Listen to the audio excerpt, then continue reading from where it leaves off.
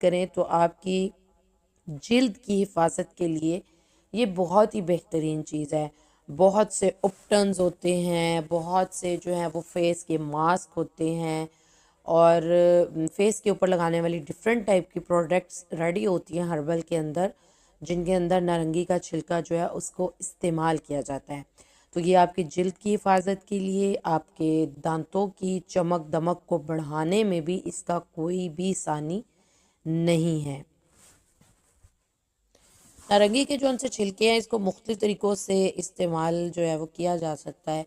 जैसा कि आप लोगों को पता है चावलों के अंदर जिस वक्त मीठे चावल बनाए जाते हैं उनके अंदर भी इनको लोग ड्राई करके रख लेते हैं और इनको उसके अंदर जो है वो उसके जायके को और उसकी खुशबू को बेहतर बनाने के लिए इसका इस्तेमाल किया जाता है। इसके अलावा नारंगी के छिलकों की आप लोग चाय बनाकर इस्तेमाल कर सकते हैं। नारंगी के जो ताज़ा छिलके होते हैं उनको आप एक कप